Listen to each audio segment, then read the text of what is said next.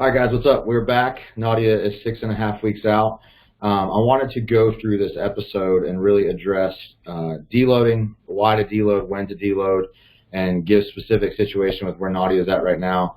I think the biggest thing, or what I want to really start this session off by saying is, if you are really training with performance markers in play, and you're not just kind of haphazardly going through your contest prep in terms of training, if you have markable variables that you're trying to hit, surpass, drive performance markers up, other performance markers maintain. And what I mean by performance markers is hitting set rep goals with a certain weight or increasing weight within a rep goal, things of that nature.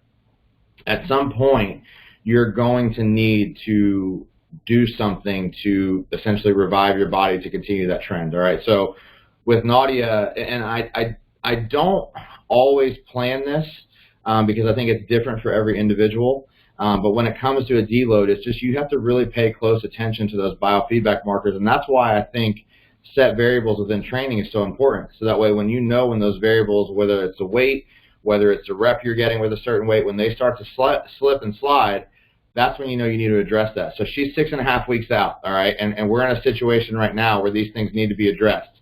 If we did not address these right now, and this is where I think so many contest preps go wrong, is if we tried to just like be headstrong and drive through this, we would see a steady decline in her performance from this week all the way into the show. Yeah, I end up running myself into the ground. Yeah, and that's when the physique changes. That's when you lose the pop. That's when you start to lose muscle.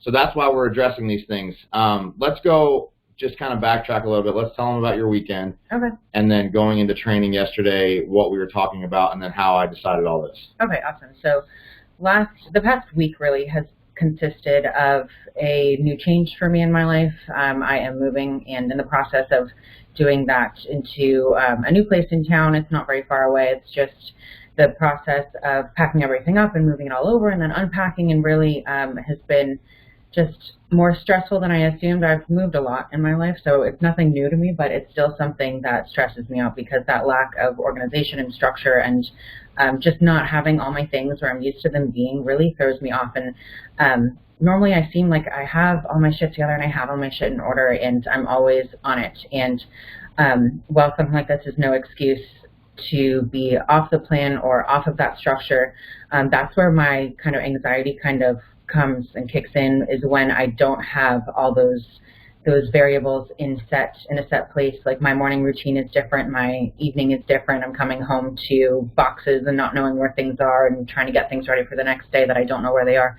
And I'm someone who likes to be in a very orderly process, who likes to live their life in step 1, step 2, step 3, knowing where all my things are at. And really just that anxiety of knowing that I have this much to unpack, that this is still not completed, has kind of had me in shambles and honestly just really stressed and very anxious and just not feeling like my things are in order. And even though all of my variables in my contest prep are the same, my diet is still on point, my cardio is still getting done, I'm still training, mentally having that kind of clouded lens has I think affected me physically a lot, and even to the point where, like I told you, I have like a nervous stomach and I have a hard time holding my meals in, even as much. So just figuring out how to better navigate that and knowing, like, I know better than to get overwhelmed about this. We talked yesterday about just doing one thing at a time. I made a checklist for today of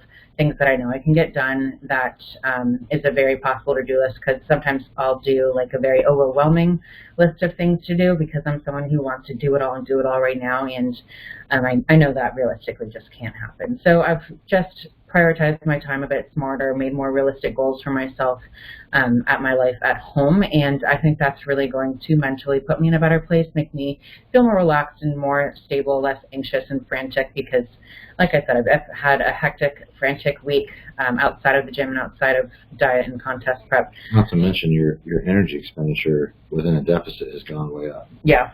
Like she said on Sunday, she hit 20,000 steps. I didn't train, and I did cardio that morning, but my cardio only accounts for a fraction of that number. And I was awake from 5 a.m. that morning. I don't think I went to bed till like midnight, 1 a.m. just trying to do as much as I could that day because we rented the truck in the morning. We moved everything over in the morning. And that was an all-day process. And then, going to the grocery store at night to get things prepared for the next day because, like I said, I want to have all my things ready for Monday, get ready to go for the week. And not that wasn't a smart move. I think I would have been in an even worse place if I didn't do that. But it was just a long day. And then I woke up again the next morning at 6 a.m. So not a lot of sleep there, just a lot of energy being used up and just putting my body in not the most optimal place to perform in the gym. And then when I checked in with you yesterday, I was, I call it my stress body, my stress look.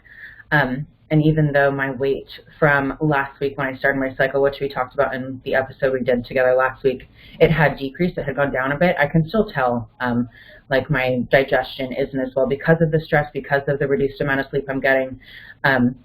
I'm probably even a bit dehydrated just from being so busy and, attacking the day with, without, having my water all day next to me and just having my priority on moving this weekend, just kind of, altered my progress, I think, through the weekend.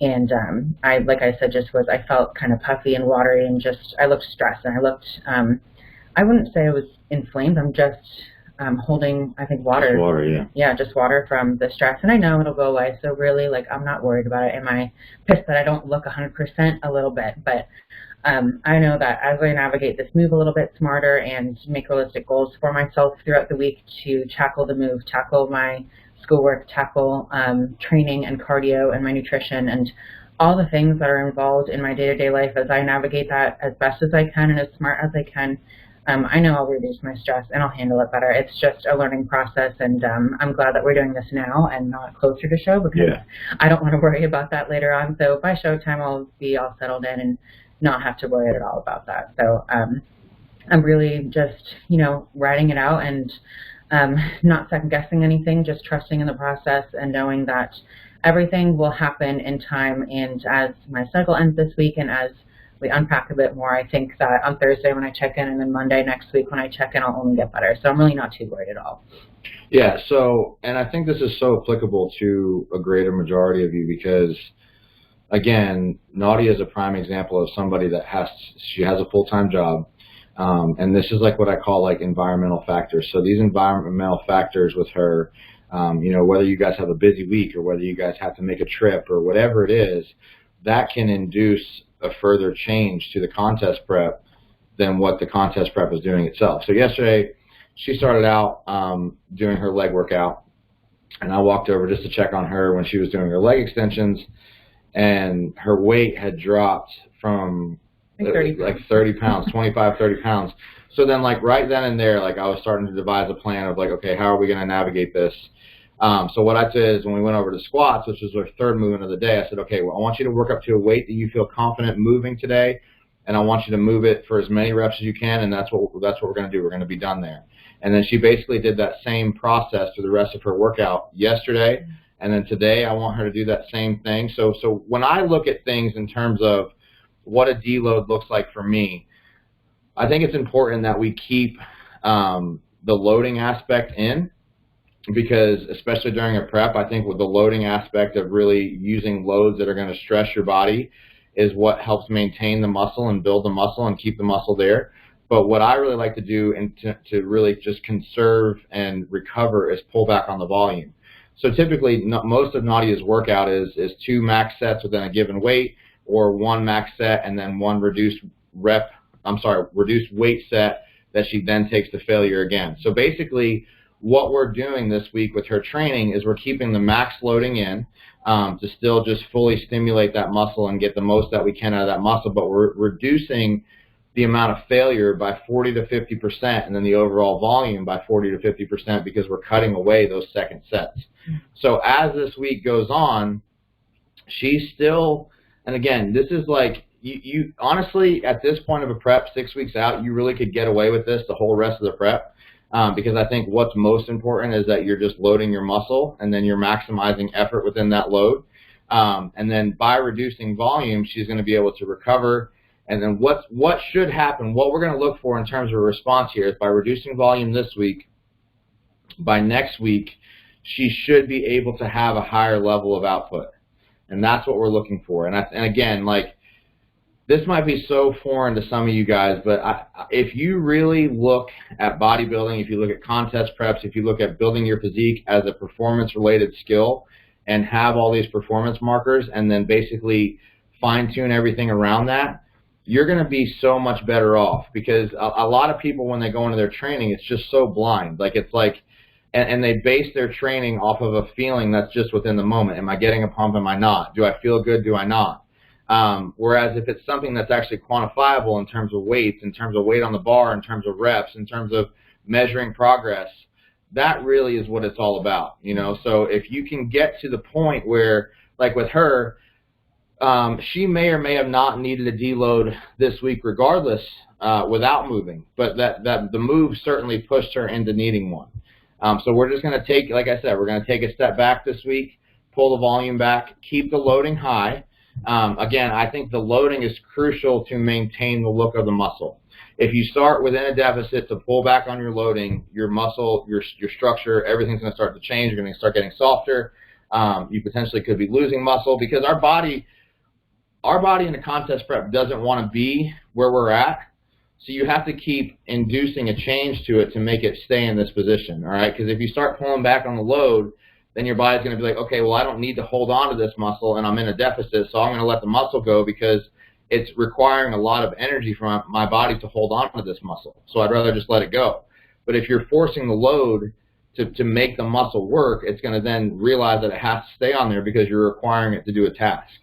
Yeah, exactly. I think if I wasn't tracking my workouts and logging my training and recording my reps, my sets, the weight that I use, that's something that could have been easily overlooked. And if that's something that, if I wasn't with Matt in person, if I failed to communicate that to him, that could have been something that could have pushed us even further back, having gone into this week already kind of pre-exhausted and a little bit dehydrated and on a reduced amount of sleep. Going into this week and training with the same intensity could have next week then kind of raised some questions, and having overlooked that would have not gone in my favor. And I think that we are in the right place to have caught that ahead of time and make the necessary adjustment now. And this is the first deload that I've ever done in my life. Yeah. I've never done this before, so I'm really curious to see how I feel at the end of this week. And yesterday I still had a great workout. It's not any less intense of a session. You're still bringing the intensity, you're still bringing the effort. Like Matt said, it's just the volume that's really changing. And I think I can expect to reduce the amount of inflammation I have from a perspective of stress and from my mind, and stress induced through the weight training itself. I'm expecting to come out of this week a little bit less watery, less inflamed, and just feeling fresher going into my training next week. So I'm looking forward to that. I'm excited for that. We haven't made any diet adjustments. We've just continued with base days. I know that we had last week showed you guys or explained how we did. We reduced the frequency of base days, or the amount of base days between my high days, just because of the response that we were getting. But with everything happening, we've just wrote out these base days, and we've done a regular high day on Friday. Yeah. But since then, we've been riding the base day diet, and we'll see what the rest of the week entails and what you say, how you do the ship. So just a few other things really quick, just a few key points to make. One of the things that should come out of this week, and those of you that train hard, you're going to know exactly what I'm talking about, but like as this week goes on, she should feel more of a mental freshness, like literally in her head. Because training is very demanding, and there's definitely a psychological component to training that when you train hard, like you feel that exhaustion that's not necessarily physical. So she mentally should be able to freshen up this week. Another point I want to make, and this is why I think it's so crucial to log your training.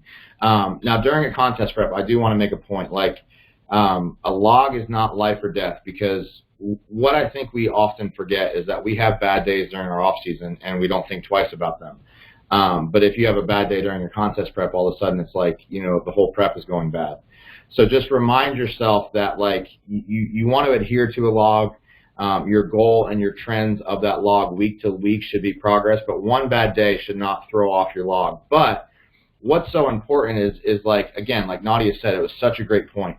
If she wasn't logging her training and she wasn't paying attention, she was being absent-minded about the weights that she was using and basically was just always going off of feel, we could have totally missed the fact that, hey, we need to kind of regroup this week.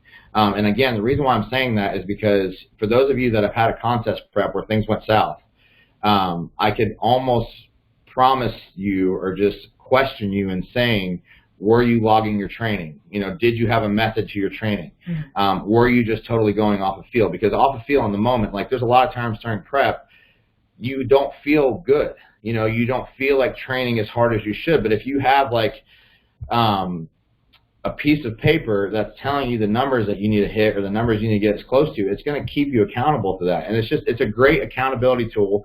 And then it's also a great biofeedback tool, because if something went off, like yesterday, again, she was off, 25 pounds down on her leg extension, that's a lot. Yeah. Okay, so like right then and there, I'm like, okay, like we need to change the whole structure of this workout. But again, like if we didn't have any of that data, we could have totally missed it.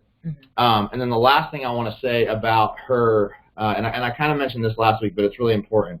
So when we basically have had two variables that have been negative variables in terms of this prep as of late, and it's not a negative, but her cycle coming is a great thing because it tells me as a female she's still responding as a female, but we had a water variable there. And then we've also had a stress variable and a water variable of a move that is above and beyond what we normally do. So within that, I don't like to overly make the environment more watery by adding more food. But at the same time, oftentimes if a plan is working, even when things go south, I would encourage you to stick to that plan. And that's exactly why, like nothing about her physique last Friday told me that she needed a refeed, other than the fact that I don't want her metabolism to start to slow down at this point. It was nothing cosmetic about her. Like cosmetically, if she sent me pictures just that day and I knew nothing about her, I would have said push harder. But in her instance, knowing all the variables that were present, it's very important to me to keep metabolic function high, because the longer you're in a deficit, the more you need to work on stimulating your metabolism. So that's the only reason why I fed her. And like I said, I'm very confident. I'm confident Thursday and Monday she's going to be at new lows, as we're reducing inflammation through the training, as her cycle is going to clear, as her house gets more organized. Obviously, the stress of the move in terms of the physical labor part is done. So there's just a lot of benefit here, and I think there's a lot of things that are applicable to you guys in certain circumstances, because a greater majority of people that enjoy physique sports don't have control of their life 24/7, and I also don't want you guys to think that you have to have control of your life 24/7 to be at your best, because this is real life. Like we have to make money, we have to do things, we have adult responsibilities, and you just have to learn to navigate all this stuff based off of that. All right, so. We're going to come back next week, and I thought this was important to talk about because it's often not talked about. But I want to do something next week that's going to like really show you guys the positive that we're going to get out of this, from a training aspect, from just an overall physique aspect. So we might, honestly, I'd like to maybe do some posing next week. Okay. Show some posing, and then just kind of maybe we could show some stuff within her log of like what number she hit this week, what number she hit next week, how we navigated that. And just kind of show you guys the before and after of this whole process. Okay, awesome. Yeah, so that's it for 6.5 weeks out. We will see you guys next week.